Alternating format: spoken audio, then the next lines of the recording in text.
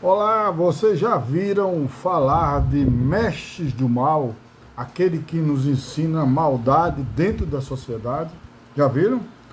Pronto, eu estou chamando aqui, vamos citar alguns, depois a gente cita mais. Mestres psicopatas do mal, imperceptíveis e perceptíveis. Tem uns que você não sabe nem onde veio essa sua ideia que você tem de fazer maldade, você não sabe. É por isso que eu vou fazer esse vídeo, porque ele desmonta diversas coisas que você aprendeu para fazer o mal e não sabe nem de onde veio, tá? Então vamos lá. Vamos começar com alguns nomes aqui. Eu vou falar de Paulo Freire, Konstantin Stanislaw, vou falar de Max Antônio Gramsci, Dom Helder Câmara, Frei Beto, Leonardo Boff. Então eu vou abordar algumas áreas já domadas por esses maldosos aqui que você precisa expulsar, como Cristo fez, tirando os mercenários do tempo, achicotados e sem conversar. Ou como Davi, que matou Golias, né, o gigante Golias, senão ele e o povo dele seria morto. Tá bom? Então vamos aprender. A gente só consegue domar uma coisa quando a gente consegue entendê-la, como ela funciona. Então, da onde é que você vai entender aqui, da onde vieram algumas ideias que surgem na sua mente. Quem foi que criou elas? Quem foi que implantou na sociedade? Não só foram esses, mas esses são importantes.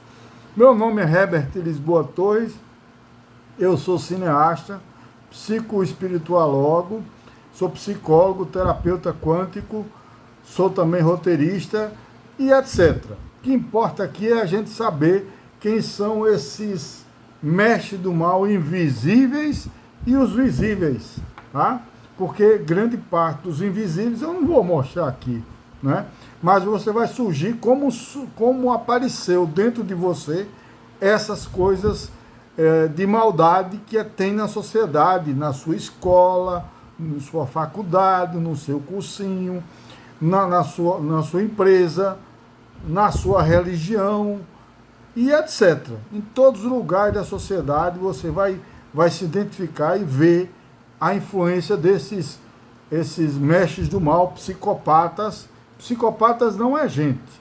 Existe gente e existe psicopata. Gente pode ser normal, iluminado, pode ser doente mental, psicótico, não é psicopata. Psicótico e também neurótico, que é a maioria da sociedade, tá bom?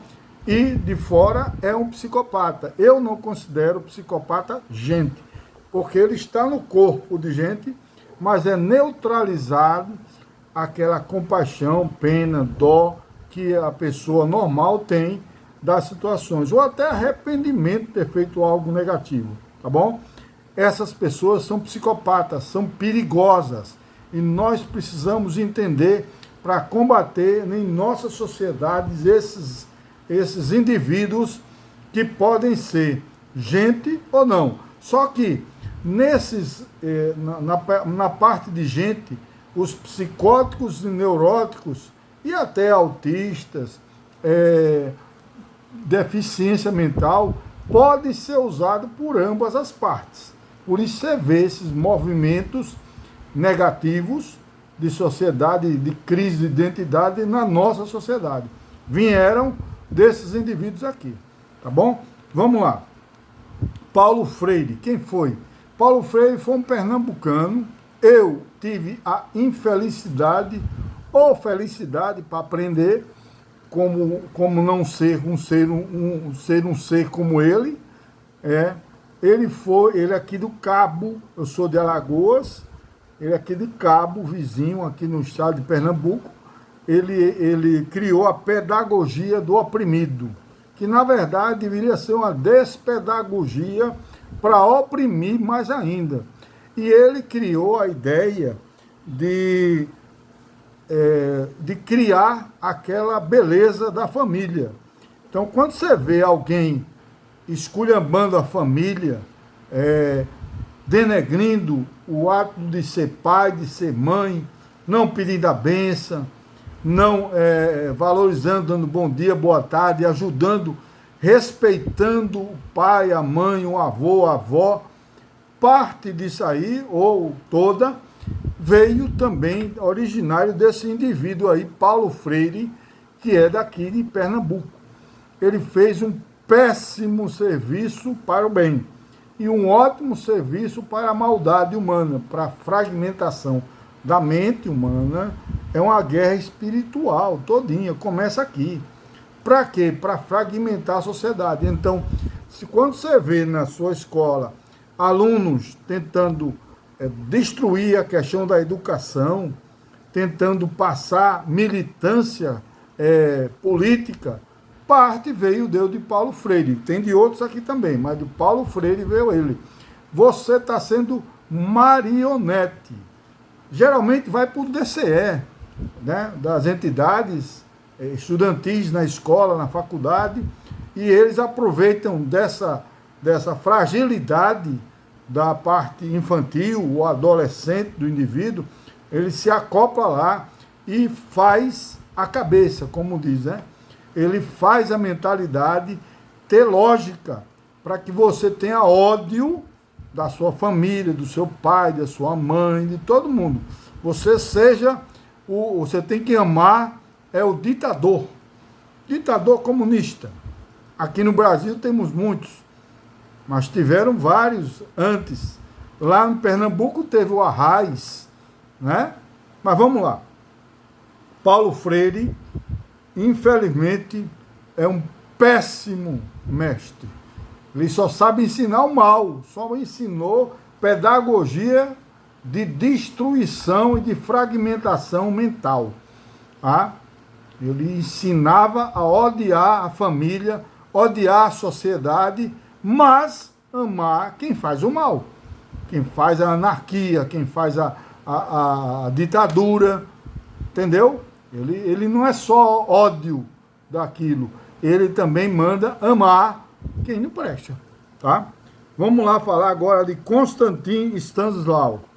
Konstantin Stanislau foi um russo, passou pela União Soviética, tal, que criou-se a União Soviética, hoje é Rússia de novo.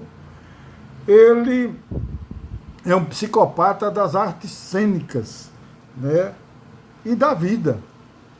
Esse indivíduo ensinou técnicas cênicas para todo e também em prol da maldade, de odiar a família, de odiar a autoridade, exceto a deles. A família que é comunista ou é do mal, ele ensina a adorar. Os bandidos, eles ensinam a adorar. Mas nas artes cênicas, foi um show deles do mal. Pegou todas as direções, praticamente 90% dos diretores cênicos, hoje em dia, que são cineastas, diretores teatrais, etc., e atores, são todos dominados pela técnica de Konstantin Stanislau, russo.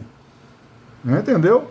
Já pegaram a sociedade para alienar, para aparelhar e para fragmentar a mente do indivíduo, direcionando ela para endeusar as pessoas que não prestam.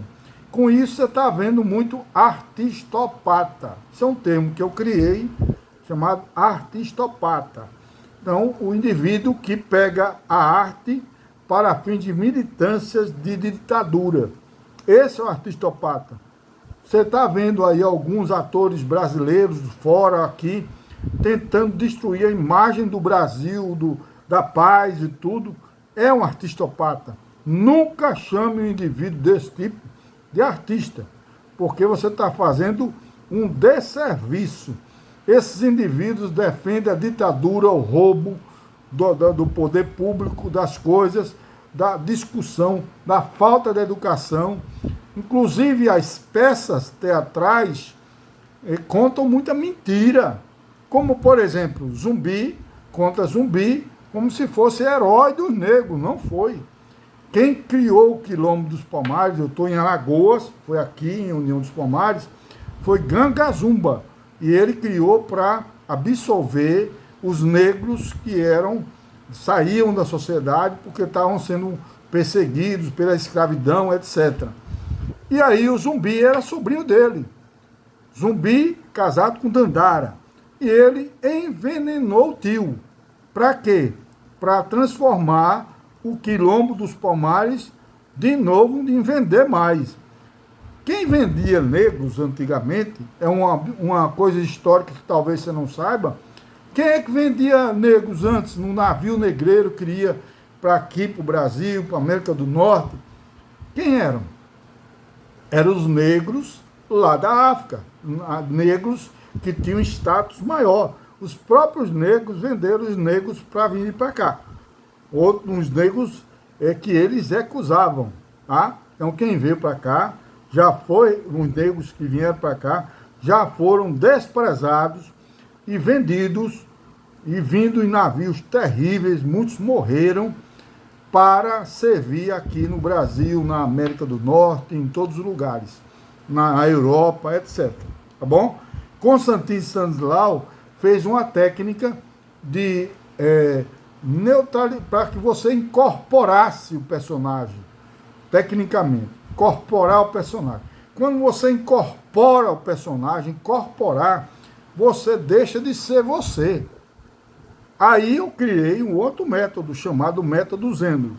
Quando você incorpora você, você despersonaliza você mesmo. Você fragmenta o que você é, em troca do que eles estão querendo injetar dentro de você. É daí onde surge, você precisa saber de onde surgem essas malandragens de militância psicopata. Então eu criei o método Zendo, onde eu ensino o indivíduo a interpretar sem perder a identidade inicial. Ele usa a identidade inicial e usa técnicas para interpretar. Isso aí depois a gente vê em outro vídeo, ou já tem vídeo meu por aí já nesse canal. Vamos lá. Max. Vocês devem, a maioria conhece Max, mas o pior de todos não é Max, porque Max não fez nada.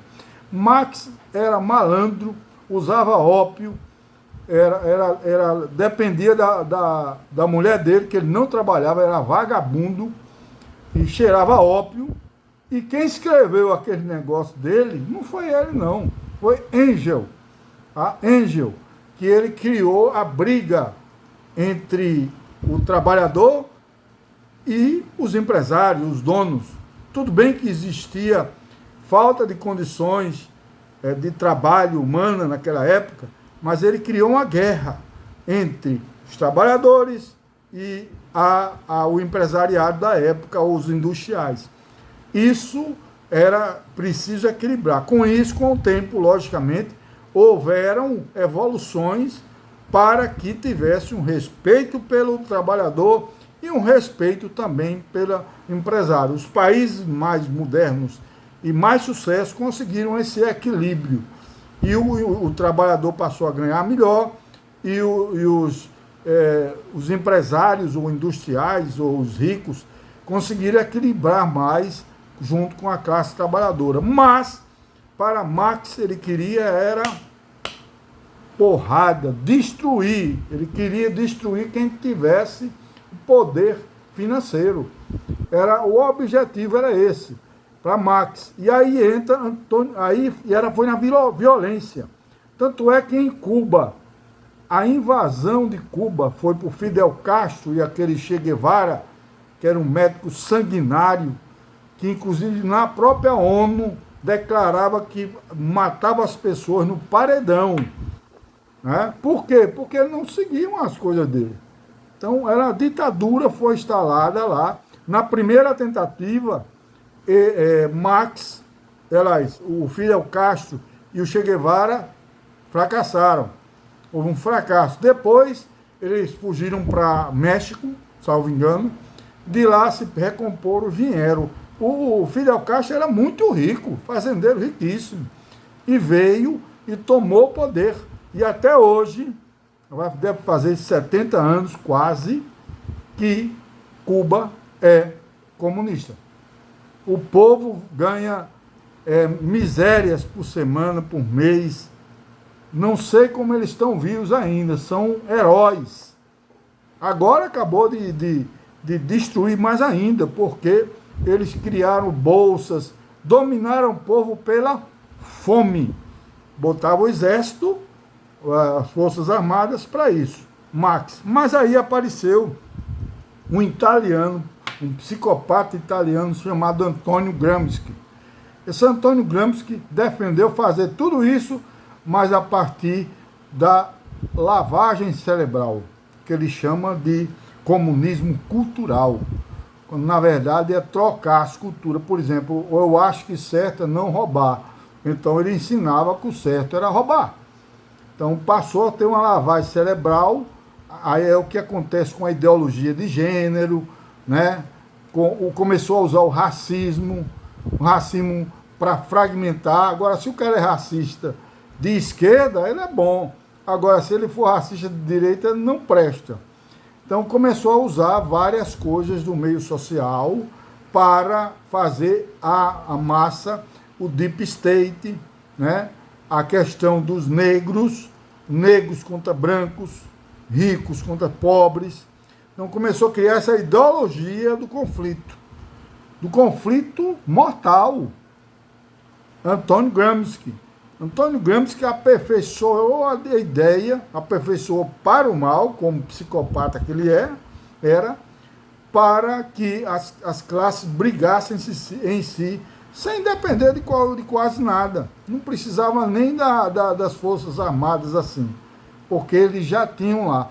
O próprio negro comunista, ele destruía o negro não comunista, de direita. Ou então branco. Começou a criar uma briga de raças, de religioso e não religioso. Começou a criar os conflitos, homem e mulher. Mulher é mais inteligente que o homem e mulher é mais inteligente que a mulher. Esses conflitos todinhos foram criados via a base de Antônio Gramsci, italiano, né? Bom, eu vou terminar com três brasileiros. Aliás, eu chamo o cara que é comunista no Brasil de apátrida. Aliás, todo comunista, entenda, ele é apátrida. Ele não é de nenhum país. Ele não é brasileiro.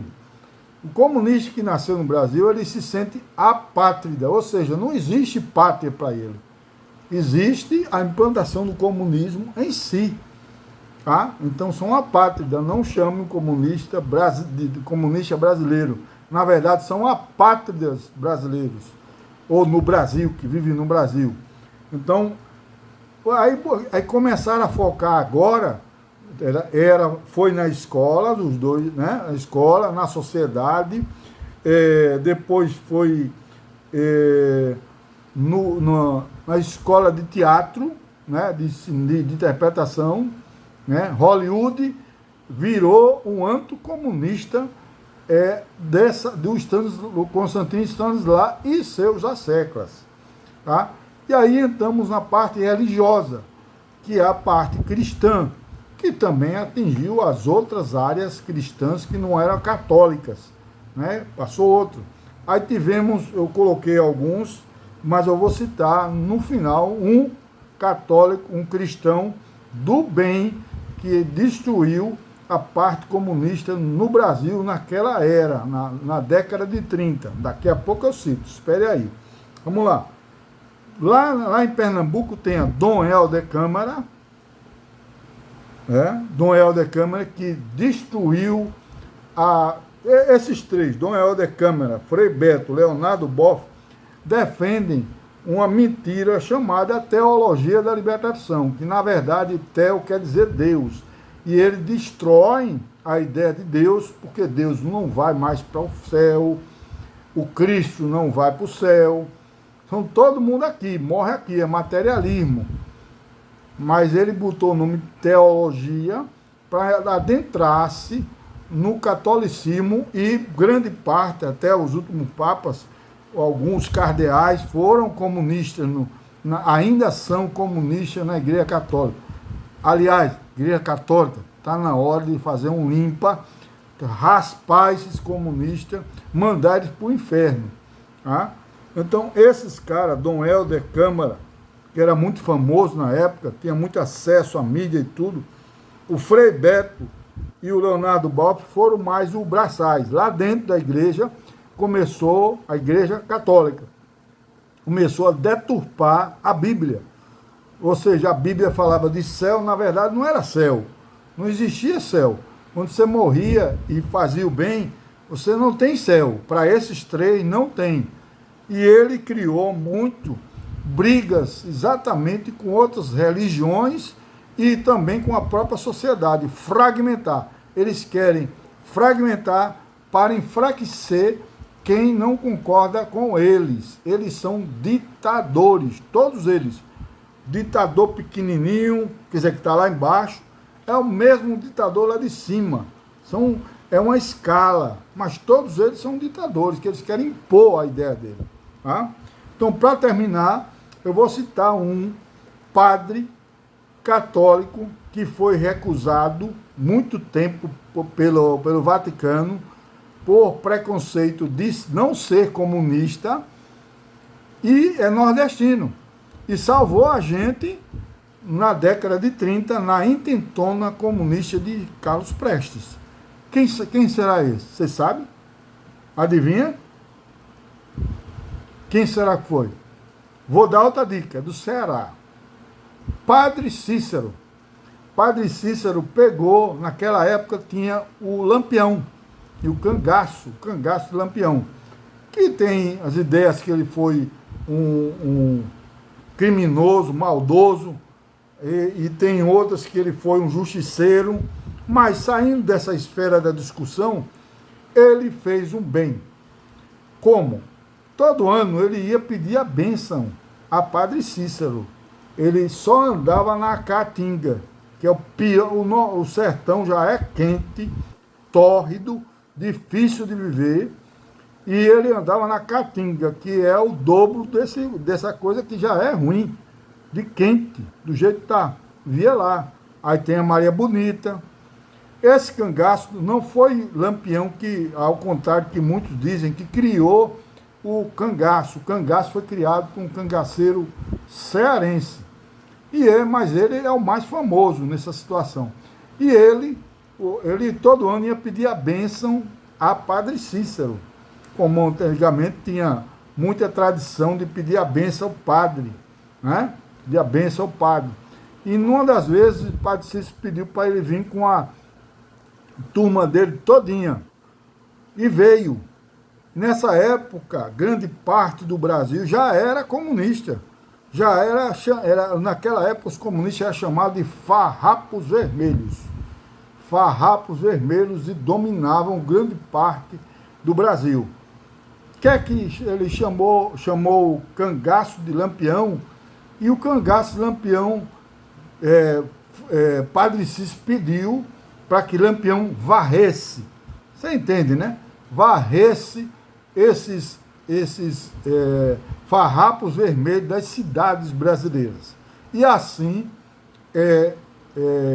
Lampião fez, salvou o Brasil de ser comunista já na década de 30, tá bom?